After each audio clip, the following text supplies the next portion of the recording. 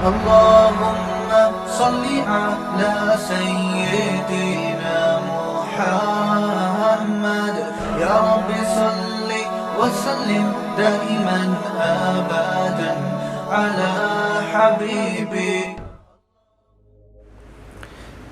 ایک الزام تمام پیغمبروں پہ لگائے کہ جو متکبر لوگ ہوتے تھے، قوم کے بڑے مالدار لوگ، وڈیرے سردار لوگ ہوتے تھے، وہ پیغمبروں کو یہ طعنہ دیا کرتے تھے کہ یہ غریب، مسکین اور کمتر لوگ جو ہمارے نوکر قسم کے لوگ ہیں، وہ آپ کی دعوت پر ایمان لا رہے ہیں اور آپ کی مجلسوں میں کثرت سے بیٹھ رہے ہیں. ان غریبوں کے ساتھ اور ان پھٹے پرانے کپڑوں کے ساتھ ہم آپ کی مجلس میں نہیں بیٹھ سکتے، ان کو یہاں سے چلتا کرو.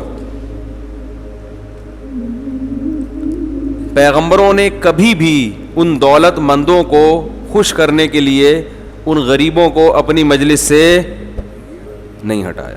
یہ ایک دین برحق کی ایک علامت ہے کہ دین کی تبلیغ میں اصول اور ضابطوں سے دستبردار، دیکھو بولو بھائی نہیں ہونا ہے. تھوڑا زور سے بولا کریں کیونکہ وہ بولو بھائی آ رہا ہوتا ہے، لوگ کنفیوز ہوتے ہیں. اب دیکھیں اگر پیغمبر ایسا کر لیتے، بھائی غریبوں کو تم چاہو ادھر جا کے بیٹھو، یار یہ بڑے بڑے لوگ آنے ان کو بیٹھنے دو یہاں پہ، تو دین کا کام زیادہ ہوتا. وہ مالدار لوگ ایمان لاتے، ان کے ایمان لانے سے دین زیادہ جلدی ترقی کرتا. ایسا ہی ہے نا، اس میں دین کی ترقی، کیونکہ اوپر اپر لیول کے لوگ جب ایمان لائیں گے تو نیچے والے تو خود بخود ہی ان کے پیچھے چلتے ہیں. لیکن کسی پیغمبر نے بھی اس مصلحت سے غریبوں کو اپنی محفل سے نہیں نکالا، کسی پیغمبر نے بھی. اس سے ہمیں پتہ چلتا ہے کہ تبلیغ کے دین کو پھیلانے کے بھی کچھ اصول اور ضابطے ہیں. یہ نہیں کہ آپ سمجھتے ہیں کہ فلاں دین کے قریب آ جائے گا تو جو چاہے کر لو اس کے لیے. نا نا نا نا نا، ایک باؤنڈری ہے، اس باؤنڈری کے اندر رہتے ہوئے جو آ جائے آئے، نہیں آئے تو جائے جہنم میں. اللہ نے جہنم بھی بنائی ہے.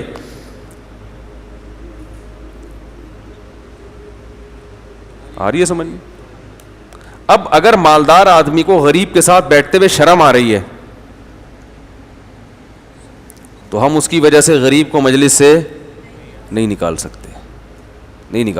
تمہیں آ رہی ہے تو یہ تمہارے اندر کا تکبر ہے، یہ تمہارے اندر کا.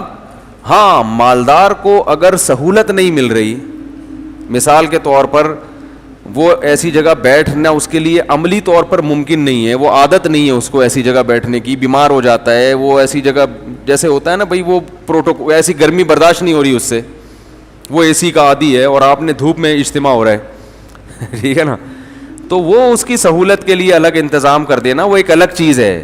لیکن تکبر کی وجہ سے کہ ہمارا جو اسٹیٹس ہے وہ ایسا نہیں ہے، ہم تو 21ویں گریڈ کے ہیں، دین کی بات ان لوگوں کے ساتھ بیٹھ کے سنیں، یہ ہم سے نہیں ہوتا. تو آپ 21ویں گریڈ کے اپنے آفس میں ہیں، اپنے آفس سے باہر، بلکہ آپ اپنے گھر میں بھی 21ویں گریڈ کے، حالانکہ آپ کی بیوی تو 11ویں اسکیل کی بھی نہیں ہے، مگر اس کے سامنے آپ 21ویں گریڈ کے ہوتے ہیں.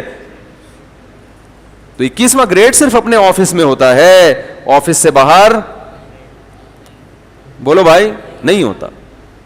آپ کہیں گے کہ نبی نے تو یہ فرمایا کہ انزل الناس منازلہم، لوگوں سے ان کے مرتبے کے موافق پیش آؤ، تو 21 گریڈ والے کو وہ پروٹوکول باہر بھی ملنا چاہیے.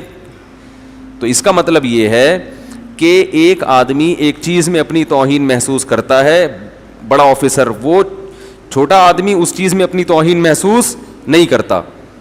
تو اب چھوٹے آدمی کے ساتھ آپ اگر کوئی ایسا معاملہ کر رہے ہیں، اس سے ابے تبے سے بات کر رہے ہیں تو وہ محسوس نہیں کرتا اس میں. لیکن اگر آفیسر سے ابے تبے سے بات کریں گے وہ اپنی بے عزتی محسوس کرے گا. تو ایسے موقع پہ آفیسر کی رعایت کرنی چاہیے، سمجھ رہے ہیں. لیکن مجلس میں بیٹھتے ہوئے اگر کسی کو شرم آ رہی ہے، پہلی جو قسم میں نے بیان کی نا، لوگوں کے اپنے مزاج ہوتے ہیں نا. دیکھو فقہاء نے ایک مسئلہ بیان کیا، یار اس کی آواز تو کرو، روزانہ آواز چینج ہوتی ہے، پتہ نہیں کیا مسئلہ ہے. آپ دیکھیں ایک آدمی، فقہاء نے لکھا ہے کہ بعض لوگ ایسے ہیں عزت دار ہوتے ہیں، ان کو کوئی سخت لفظ بھی آپ بول دو نا تو ان کے لیے بہت بھاری ہوتا ہے، وہ اپر لے دیکھیں نا, وزیر اعظم کو سزا دی 1 منٹ کی, عدالت میں کھڑا کر دیا, تو یہ وزیر اعظم کے لیے کیا ہوتی ہے؟ تعزیر کی بات کر رہا ہوں, بہت ہوتی ہے. اور یہ جو بیچارے مسجد سے چپل چرانے والے, اس طرح کے جو چور ہوتے ہیں, ان کو آپ اگر ایک سخت لفظ بول دے کہ تمہیں شرم آنی چاہیے, تم کیسا کام کر رہے ہو, تو ان کو آ جائے گی ہے؟ ویسے تو ان کو بھی نہیں آئے گی, وہ جو وزیر اعظم ٹائپ کے لوگ ہوتے ہیں. میں عزت دار کی بات کر رہا ہوں, جو واقعی عزت نفس ہو جس کی, ورنہ وہ تو کروڑوں روپے کھاتے ہیں, ان کو تو اتنی گالیاں پڑتی ہیں, کچھ بھی نہیں آتی, شرم ورم. ایک پرانے تھے, انہوں نے بتایا کہ 1 کروڑ روپے میں نے زکوٰۃ کے کھائے ہیں. خود بتا رہے تھے وہ کسی مولانا صاحب کو, ان مولانا نے مجھے بتایا کہ میں نے زکوٰۃ کا کتنا کھایا ہے. کم بختوں کم از کم زکوٰۃ تو نہ کھاتے, وہ کھانا تھا کچھ پیپلز پارٹی سے لے کے کھا لیتے, ادھر سے کچھ کر کے کھا لیتے, غریبوں کا مال تو کھاتے ہوئے ویسے بھی تھوڑی سی انسان کو شرم. ڈاکو بھی جو ہے نا, وہ بھی دیکھ کے ہاتھ ڈالتا ہے. ڈاکو بھی جو ہے نا, وہ بھی کہتا ہے یار اس سے کیا چھینوں, بیچارے اس کے پاس بنیان نہیں ہے, یہی اتروا لوں گا اس سے.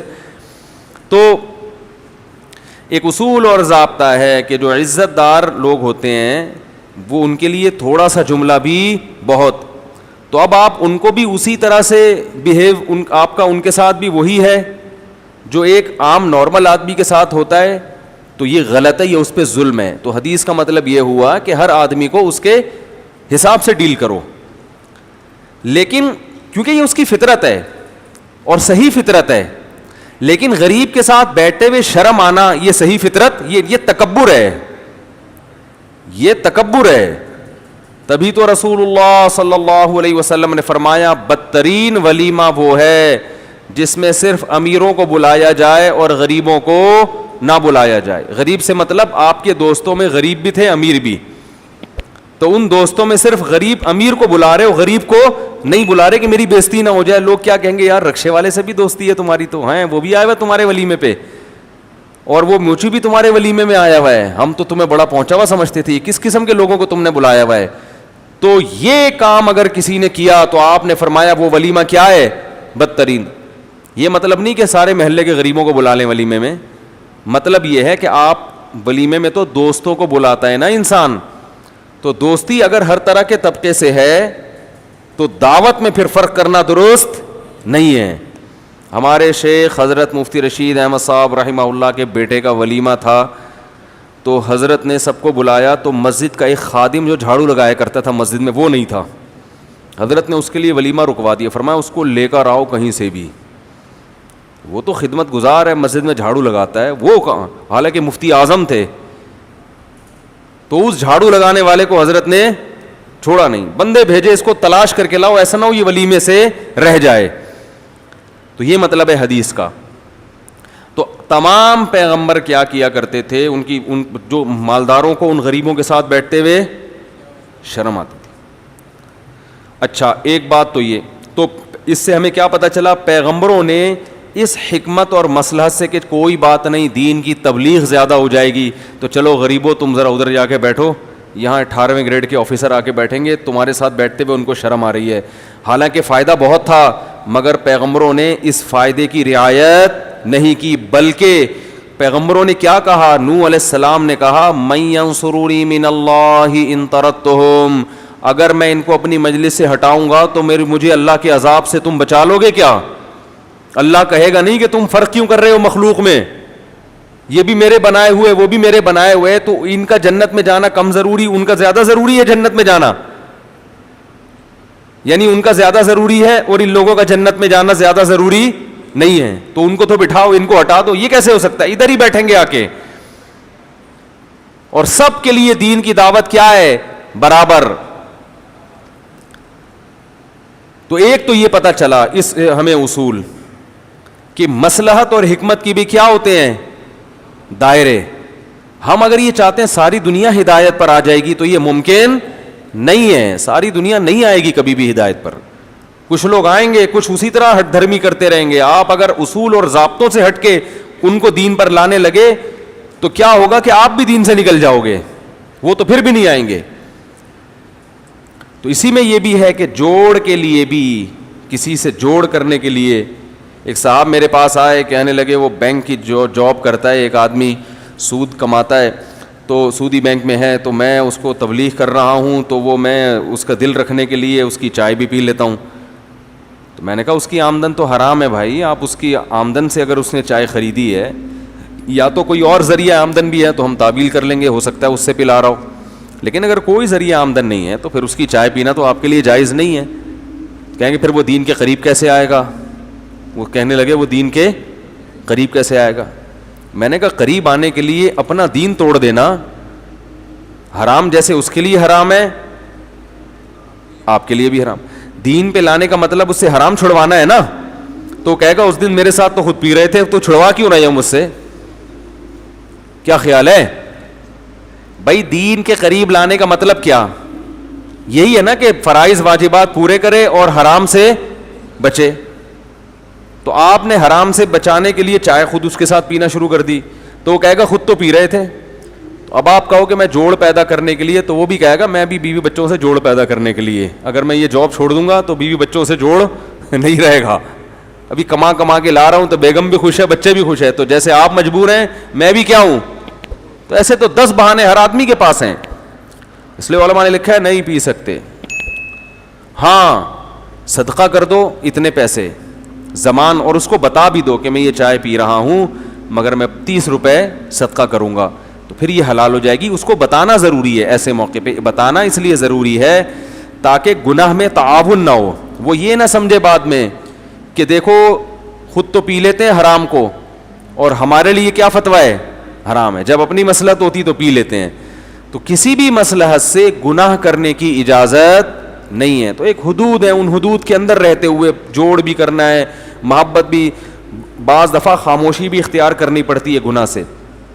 آپ یہ سمجھتے ہیں کہ اس گناہ کو دیکھ کر اگر میں نے ابھی روکا تو یہ اور بگڑ جائے گا, تو خاموشی, یہ مصلحت بھی جائز ہے, لیکن اتنی مصلحت کہ غلط بات شروع کر دو. اب دیکھو عیسائیوں میں جوڑ پیدا کرنے کے لیے آپ نے کیا کیا, کوئی عیسائی آپ کے پاس آیا, اب آپ ڈائریکٹ توحید سے شروع کرو گے نا, حضرت عیسیٰ اللہ کے بیٹے نہیں ہیں, تو اس نے تو ساری زندگی یہ سنا ہے کہ حضرت عیسیٰ معاذ اللہ اللہ کے بیٹے, ایک دم یہاں پکڑ لیا تو وہ بدک جائے گا. تو اس کا طریقہ کیا ہے, قرآن نے بیان کیا تعالوا الی کلمۃ سواء بیننا وبینکم, آؤ ہم ایک خدا کی طرف بلاتے ہیں سب کو, تمہاری بھی دعوت ہے ایک رب کی عبادت, ہماری بھی دعوت ہے ایک رب کی عبادت, تو مشترک چیزوں پہ لاؤ, ان چیزوں پہ آہستہ آہستہ وہ خود بخود آ جائے گا. تو اس چیز پہ کچھ چھیڑنے کی ضرورت نہیں ہے.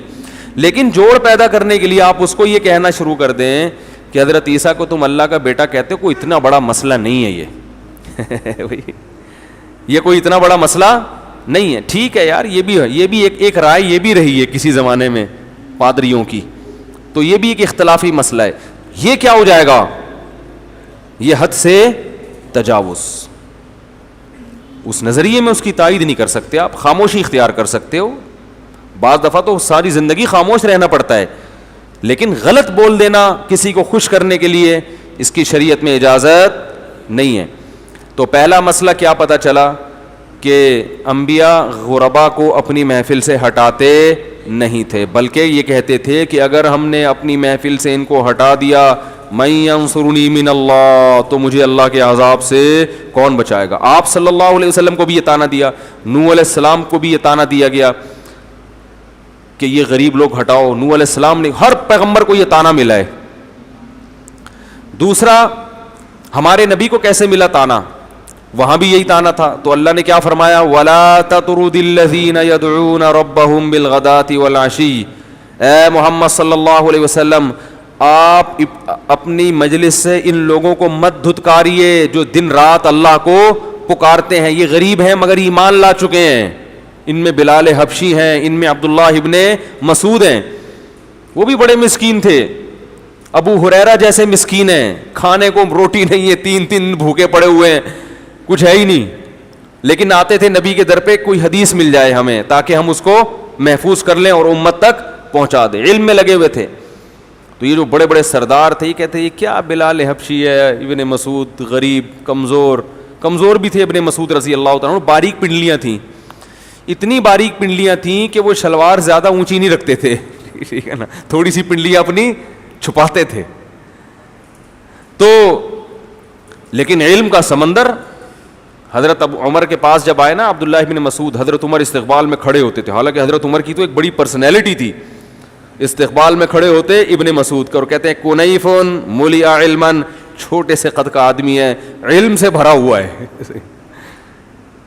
کیسی تعریف کرتے, چھوٹے سے قد کا آدمی ہے مگر علم سے بھرا ہوا ہے. تو یہ علم سے ایسے ہی بھرے تھے کہ آ کے نبی کے در پہ پڑ گئے. تو وہ مشرکین مذاق اڑاتے, یہ غریب مسکین لوگ محمد صلی اللہ علیہ وسلم نے اکٹھے کیے ہوئے ہیں, غریب سارے. تو یہ جو دولت مند لوگ ہیں نا, ان کو غریبوں کو دیکھ کے ویسے ہی گھن آتی ہے. تو یہ گھن ختم کر لینا چاہیے دنیا میں, ٹھیک ہے نا, کیونکہ مرنے کے بعد سب کیا ہو جائیں گے, برابر. پیسہ رکھنا برا نہیں ہے, تکبر بہت بری چیز ہے. اچھا کپڑا بھی آپ پہنیں, اچھی گاڑی بھی آپ رکھیں, لیکن آپ کو غریب کے ساتھ بیٹھتے ہوئے شرم آ رہی ہے. میں یہ نہیں کہہ رہا محلے کے جتنے غریب ہیں ان کے ساتھ بلا وجہ بیٹھنا شروع کر دیں, یعنی اپنے دوست احباب میں. تو صرف اس بیس پر کسی سے نفرت ہو کہ یہ غریب ہے, یہ درست نہیں ہے. ہاں وہ الگ بات ہے کہ مالداروں کی دوستی اکثر مالداروں سے ہوتی ہے, غریبوں کی اکثر غریبوں سے ہوتی ہے. تو یہ برا عمل نہیں ہے, کیونکہ وہ مینٹل اپروچ ملتی نہیں ہے نا. تو انسان اپنے جیسی جس سے ذہن ہوتا ہے اسی جیسے سے انسان دوستی لگاتا ہے. تو یہ بری چیز نہیں ہے کہ دولت مند سے دوستی کرے, غریب غریب سے دوستی, یہ بری چیز نہیں ہے. لیکن غربت کی وجہ سے کسی کو حقیر سمجھے, کبھی کسی ضرورت سے اس کے ساتھ بیٹھنا پڑ گیا تو بیٹھتے ہوئے شرم آ رہی ہے کہ لوگ کیا کہیں گے, یہ کیا ہے, یہ بری چیز ہے. تو ہمارے نبی صلی اللہ علیہ وسلم کو بھی یہ طعنہ دیا گیا, تو اللہ نے آیتیں نازل کی, وَلَا تَطْرُدِ الَّذِينَ يَدْعُونَ رَبَّهُمْ بِالْغَدَاةِ وَالْعَشِيِّ, جو لوگ دن رات اپنے رب کو پکارتے ہیں, اے نبی ان کو اپنی مجلس سے مت نکالے. مَا عَلَيْكَ مِنْ حِسَابِهِمْ مِنْ شَيْءٍ, اے نبی ان کے اعمال کا آپ سے سوال نہیں اور آپ کے اعمال کا ان سے سوال نہیں ہوگا, آپ کا کام ہے تبلیغ کریں. اور اللہ نے یہ بھی فرمایا, وَلَا تَعْدُ عَيْنَاكَ عَنْهُمْ, ان سے اپنی نظریں ہٹانا بھی نہیں ہے. تُرِيدُ زِينَةَ الْحَيَاةِ الدُّنْيَا, ایسا نہ ہو ان دولت مندوں کے پیچھے گویا کہ آپ دنیا تلاش کرنے میں لگے ہوئے ہیں. حالانکہ نبی یہ کام, نبی کہاں دنیا تلاش کر, لیکن آپ کے عمل سے ایسا لگے کہ آپ مالداروں کو زیادہ فوکس کر رہے ہیں اور غریبوں کو اہمیت نہیں دے رہے. تو آپ کے عمل سے بھی یہ نہیں ظاہر ہونا چاہیے. کتنی سخت دعوت. آپ بتاؤ معاذ اللہ نقل کفر کوئی جھوٹا نبی ہو, وہ تو سب سے پہلے کس کو فوکس کرے گا, ہے بھائی, وہ کہے گا یار یہ پہلے سارا اپر لیول کا طبقہ ہے, یہ غریب ان کو تو آ بھی رہے ہیں تو بھگاؤ یہاں سے, ان کی وجہ سے ہماری پرسنالٹی کیا ہو رہی ہے, ڈاؤن ہو رہی ہے. لوگ کیا کہیں گے, یار یہ تو غریب لوگ, کیونکہ انسانی فطرت ہے, وہ جو اپر لیول لوگ ہوتے ہیں نا ان کو دیکھ کے فالو کرتا ہے, نیچے والے طبقوں کو فالو نہیں کیا جاتا زیادہ تر. لیکن انبیاء نے کہا بھائی ہم اللہ کے لیے دعوت دے رہے ہیں تو ہم کیوں بھگائیں. اور اللہ نے یہ بھی فرمایا کہ وَإِذَا جَاءَكَ الَّذِينَ يُؤْمِنُونَ بِآيَاتِنَا, اے نبی نہ صرف ان غریبوں کے ساتھ آپ کو بیٹھنا ہے بلکہ جب یہ آپ کی مجلس میں آیا کریں, فَقُلْ سَلَامٌ عَلَيْكُمْ, تو ان سے کہا کرو اللہ نے تم پر سلامتی بھیجی ہے, ان کی عزت بھی کریں. كَتَبَ رَبُّكُمْ عَلَىٰ نَفْسِهِ الرَّحْمَةَ, اور تمہارے رب نے تمہارے لیے اپنے اوپر رحمت کو لازم کر لیا, فرض کر لیا ہے. قرآن میں آتا ہے نا کتبہ علیکم الصیام, رمضان میں روزے ہم پر کیا ہیں, فرض ہیں. تو کتبہ کا مطلب کیا ہے, لکھ دی اللہ نے یہ بات. تو اللہ فرماتے ہیں ان سے کہہ دیجئے کہ تمہارے رب نے اپنے اوپر تمہارے لیے رحمت کو لکھ دیا ہے. لکھے کا فیصلہ کبھی واپس نہیں ہوتا. اور کیسے رحمت لکھ دی, انہ من عمل منکم سوءا بجہالۃ, اگر تم میں کبھی غلطی جہالت سے کوئی غلطی ہو بھی گئی, گناہ ہو بھی گیا, ثم تاب من بعدہ واصلح, پھر تم اگر توبہ کرو گے اور آئندہ اپنے اعمال درست کر لو گے, فانہ غفور الرحیم, اللہ بڑا معاف کرنے والا اور رحم کرنے والا ہے.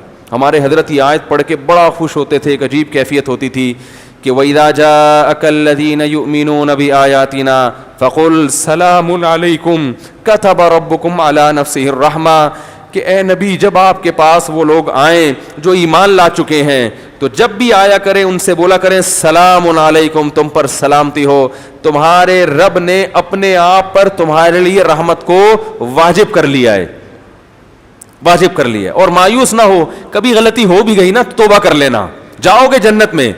تو نہ صرف یہ کہ ان غریبوں کو مجلس سے نہیں نکالنا بلکہ ان کے اعمال پر ان کی حوصلہ افزائی بھی کرنی ہے, اور احساس کمتری میں مبتلا نہیں ہونا کہ اتنے سارے غریب لوگ کیا کر لیں گے, میرا یہ دین کو کیسے دنیا میں غالب کر لیں گے, اس کی فکر آپ نے نہیں کرنی ہے. تو دیکھو کتنی اہم تاکید ہے. آج بہت سے لوگ اس چیز سے غافل ہیں. ایک مالدار پہ محنت کرنی ہو تو دن رات ایک کر دیں گے, غریب آدمی پہ ہو تو کوئی لفٹ ہی نہیں ہے اس کو. ہاں علاقے کے سرداروں پہ الگ سے جا کے محنت کرنا وڈیروں پہ یہ غلط نہیں ہے, یہ نبی نے بھی کیا ہے اس نیت سے کہ یہ کنٹرول میں آیا تو پورا قبیلہ, جیسے نجاشی پہ محنت کی نبی نے, ہرقل کو اسلام کی دعوت دی, تو ہرقل ہے, نجاشی ہے, یا بڑے بڑے جو بادشاہ ہیں ان کو آپ نے, ابو سفیان کو بڑی عزت دی آپ صلی اللہ علیہ وسلم نے. تو یہ مطلب نہیں ہے کہ اگر کوئی کسی سردار کو الگ سے دعوت دے رہا ہے اس نیت سے کہ یہ آ گیا تو سب آ جائیں گے, تو یہ غلط نہیں ہے.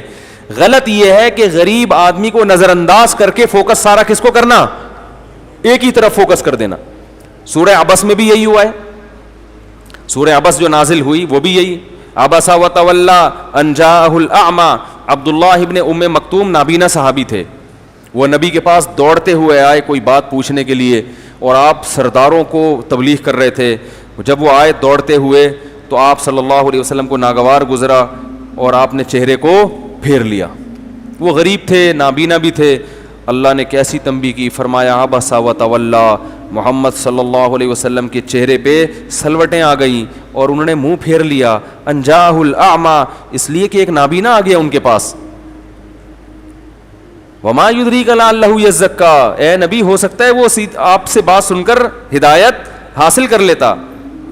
اما من استغنا, جو آپ کی بات سننے نہیں چاہتے ہیں, جو آپ کی بات سننے نہیں چاہتے, فانت لہو تصدی, آپ ان کی ہدایت کے پیاسے ہیں. واما من جاءک یسعی, جو دوڑتا ہوا آ رہا ہے, وہو یخشی, وہ اللہ سے ڈرتا بھی ہے, فانت عنہ تلہی, آپ اس سے لہو و لعب سے کام لے رہے ہیں, اس کی بات کو اہمیت نہیں دے رہے. کیا نبی پر, یعنی جب اللہ کی طرف سے پیغمبر کو تنبیہ ہوئی ہوگی تو نبی کی کیا حالت ہوئی ہوگی, کیا حالت ہوئی ہوگی. اس میں قیامت تک امت کو سبق مل گیا کہ اللہ کے ہاں امیر اور غریب کا فرق, معذور اور صحت مند کا فرق نہیں ہے. اللہ کے ہاں فرق نہیں ہے. اب دیکھو ہمیں اگر تنبیہ ہوتی, مثلا ہم کہیں بیٹھے ہوئے ہوتے اور کوئی بیچارہ نابینا آتا یا کمزور, ہم کہتے ہیں دفعہ یہاں سے, ہم تو ایسے اسٹائل میں کرتے ہیں, نبی تو نے تو ایسا نہیں کیا. اور پھر ہمیں کس بڑے کی طرف سے ڈانٹ پڑتی کہ تم نے اس کے ساتھ ایسا سلوک کیوں کیا. تو ہم جب بھی اس سے ملتے بولتے تم اس دن آ گئے تھے نا جس کی وجہ سے مجھے, تم نہ آتے تو یہ نوبت نہ آتی, تم آئے تھے اس کی وجہ سے مجھے اللہ سے کیا پڑی ہے, ڈانٹ پڑی ہے یا تنبیہ ہوئی ہے. ایسا نہیں تھا. اس کے بعد نبی صلی اللہ علیہ وسلم ان کا اتنا اکرام کرتے, جب بھی عبداللہ ابن مکتوم آتے نا آپ کے دربار میں, آپ صلی اللہ علیہ وسلم محبت سے فرماتے ھذا الذی عاتبنی فیہ ربی, یہ وہ مبارک شخص ہے جس کی وجہ سے میرے رب نے مجھے تنبیہ کی ہے. اتنا بڑا مقام ہے اس کا اللہ کی نظر میں.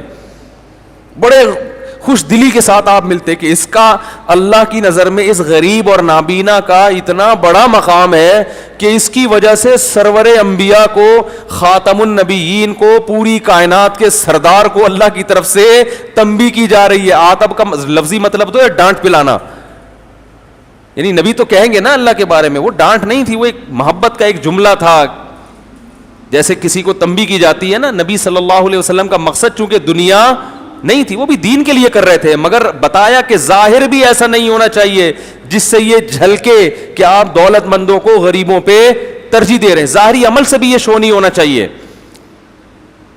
تو یہ علماء کے لیے بھی بڑی آزمائش ہے, تبلیغ والوں کے لیے بھی بڑی آزمائش ہے, اور ہر مسلمان کے لیے بڑی آزمائش ہے. یہ میں نے اپنے شیخ کی مجلس میں دیکھا غریب لوگ زیادہ ہوتے تھے. ہمارے شیخ کے آنا, ہمارے شیخ کی جو خانقاہ تھی نا اس میں غریب لوگ زیادہ تھے. وجہ اس کی تھی ہمارے حضرت مالداروں کو زیادہ لفٹ وہ ٹکتے ہی نہیں تھے, لفٹ نہیں کراتے. وہ تھوڑا زیادہ ہی استغنا تھا حضرت کا, جو ہر آدمی افورڈ نہیں کر پاتا. لوگ کہتے بھی تھے حضرت تھوڑا سا ہلکا ہاتھ رکھیں. حضرت فرماتے تھے بس میرے دماغ میں گھر گئے جو پھڑکتی ہے تو مجھے پتہ نہیں چلتا. ایک دفعہ کیا ہوا, ایک بڑے سیٹھ صاحب آئے, وہ تھوڑا آگے بیٹھ گئے, علماء سے تھوڑا آگے. حضرت نے فرمایا پیچھے بیٹھیں, یہ علماء کی جگہ ہے. ٹھیک ہے نا.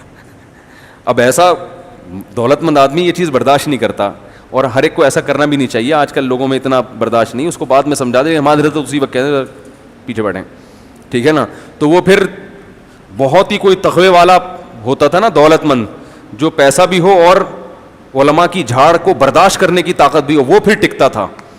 اور وہ پھر ظاہر ہے جب کوئی ایسا برداشت کر کے کسی اللہ والے کی صحبت میں رہے گا تو اللہ اس کو انشاءاللہ بنائیں گے بھی. آج کل تو اتنے نخرے ہوتے ہیں, کوئی ذرا سا کسی کو کچھ لفظ بول دو تو وہ مفتی بھی غلط, اس کا مسلک بھی غلط. یہ لوگ ہی غلط ہیں، حالانکہ وہ ایک آدمی کی غلطی ہوتی ہے اور بعض دفعہ غلطی ہوتی بھی نہیں ہے. تو نبی صلی اللہ علیہ وسلم پھر جب جایا کرتے تھے نا، عبداللہ بن مسعود اور حضرت ابو ہریرہ اور یہ جو صحابہ غریب مسکین صحابہ جب یہ مجلس میں بیٹھا کرتے تھے، اصحاب صفہ، وہ جو چبوترا ہوا کرتا تھا، اب نہیں ہے وہ مسجد نبی میں، اب جو چبوترا ہے لوگ اس کو سمجھ کے بیٹھ رہے ہوتے ہیں اس پہ. تو اصحاب صفہ کا جو چبوترا تھا، تو نبی صلی اللہ علیہ وسلم وہاں جاتے، ان کے ساتھ بیٹھتے اور فرماتے یہ وہ لوگ ہیں کہ جن کے بارے میرے رب نے مجھے کہا ہے کہ میں اپنے آپ کو ان لوگوں میں باندھ کے رکھوں، جوڑ کے رکھ دوں، وَاصْبِرْ نَفْسَكَ، اپنے آپ کو باندھ دوں ان لوگوں کے ساتھ. دو باتیں ہوئی. تیسری بات اس سے ہمیں یہ بھی پتہ چلی کہ جب بھی حق کی دعوت اٹھے گی تو اس میں غریب، بولو بھائی، زیادہ ہوں گے. مالدار پہلے زیادہ آ رہے ہیں تو اس بات کا امکان ہے، یقینی نہیں ہے لیکن امکان ہے کہ یہ دعوت حق پر، بولو بھائی، نہیں، امکان ہے. کیونکہ انبیاء کی دعوتوں میں ہمیشہ غریب زیادہ آئے اور پہلے آئے، بعد میں مالدار آئے ہیں، بڑے بڑے لوگ آئے ہیں. شروع میں غریب زیادہ اور پہل بھی کس نے کی، یعنی تعداد میں بھی زیادہ اور پہل کرنے والے بھی زیادہ. مجھے یہ بات الحمدللہ تبلیغی جماعت میں بہت نظر آتی ہے. میں دنیا کے دورے کرتا ہوں نا، وہاں تبلیغ والے پہنچے ہوتے ہیں پھٹے پرانے سے کپڑے، بوسیدہ سے، غربت جھلک رہی ہوتی ہے شکل، دل چاہتا ہے چندہ دے دو ان کو. مالدار بھی ہوتے ہیں کم. تو میں کہتا ہوں یہ جو انبیاء کی دعوت کا جو منہج تھا نا، اس کے قریب ہونے کی علامت ہے. انبیاء کی دعوت کا جو طریقہ ہے نا، منہج، اس کے تبلیغی جماعت قریب ہے. اس کی علامت یہ ہے کہ اس میں بھی غریب ہول سیل کے حساب سے ہیں، ٹھیک ہے نا. اور وہیں بریگیڈیئر بھی بیٹھا ہوگا اور وہیں چپل گانٹنے والا بھی بیٹھا ہوگا، آپ نے دیکھا ہوگا. اور تنظیموں میں بھی ہے، میں کسی تنظیم کی برائی نہیں کر رہا، آپ کہ اچھا ان کو یوں کہہ دیا اس کا مطلب وہ غلط نہیں ہے. سب جو بھی دین کا کام کر رہا ہے سب صحیح ہیں، جو بھی اللہ رسول کی بات کر رہا ہے صحیح ہے. میں بتا رہا ہوں اقرب، سنت کے زیادہ قریب جو بھی طریقہ ہوگا اس میں غریبوں کی تعداد زیادہ. جو شیخ و مرشد خانقاہ بنائے اور اس میں غریب زیادہ ہیں تو سمجھ لو کہ اس کی اصلاح کا طریقہ نہج نبوی کے قریب ہے. اور اگر اس شیخ و مرشد کے پاس دولت مند لوگوں کا تو حصار ہے، غریب بالکل کونے میں بیٹھے ہوئے ہیں، تو سمجھ لو کہ ان کی دعوت نہج نبوت سے دور ہے. سمجھتے کیوں نہیں؟ یہ نہیں کہ دولت مند ہونے نہیں چاہیے، وہ تو آتے ہیں، وہ کوئی سارے دولت مند جہنم میں تھوڑی جائیں گے، جنت میں بھی بہت سے جائیں گے. تو یہ بڑی اہم بات ہے قرآن میں جگہ جگہ دولت مند. تو اس سے کبھی بھی غریب آدمی سے آپ کو تکبر نہیں کرنا چاہیے. یہ بہت، نبی صلی اللہ علیہ وسلم نے فرمایا قیامت کے دن نبی نے فرمایا میں نے جنت میں زیادہ تر مساکین اور غریب دیکھے ہیں، مالدار کم دیکھے ہوں گے، لیکن شارٹ ہوں گے جنت میں. اور جہنم میں اس کا برعکس ہوگا، ٹھیک ہے. کیونکہ جب دولت آتی ہے تکبر بھی آتا ہے. تو تکبر ختم کرنے کا طریقہ پتہ ہے کیا ہے؟ دولت اگر آئے تو تکبر نہ رہے. ہمارے جامعۃ الرشید میں جب ہم پہلے پڑھا کرتے تھے تو وہاں مالدار طلبہ بھی بہت بڑے بڑے مالدار تھے، ایسے طلبہ بھی تھے بہت اللہ نے پیسہ دیا تھا. تو وہ اپنی اصلاح کی فکر ان کو ہوتی تھی کہ ہم میں کہیں کبر نہ پیدا ہو جائے. تو وہ کیا کرتے تھے، ایک تو کھانا ساتھ بیٹھ کے کھاتے تھے. کھانا اگرچہ ان کا اپنے گھر سے آتا تھا، ٹھیک ہے نا، کیونکہ وہ والا ہضم نہیں ہوتا تھا ان کے. یہ تو فطرت ہے، اس کو تو بدلا نہیں جا سکتا نا. جنہوں نے برگر کھائے ہوں وہ مدرسے کی دال کیسے حلق میں اتاریں گے. لیکن بیٹھتے کہاں تھے؟ طلبہ کے ساتھ. کبھی طلبہ سے امتیازی سلوک نہیں، اور بعض دفعہ طلبہ سے قرضہ مانگتے تھے تاکہ ہماری شان تھوڑی سی، حالانکہ ان کو پیسوں کی ضرورت نہیں تھی. غریب طلبہ سے یار ذرا 500 روپے مل جائیں گے، تاکہ اپنے آپ کو تھوڑا سا اس کے سامنے کیا کریں، گرائیں. پتہ ہے ہمارے پاس اللہ کا دیا لیکن تھوڑا سا گرائیں، ٹھیک ہے نا، کہ ہم تم سے مانگ رہے ہیں. یہ ٹوٹکے ہوتے ہیں، جس میں اصلاح کی فکر ہوتی ہے نا، اس کو ایسے ٹوٹکے اللہ سکھا دیتا ہے. تو خیر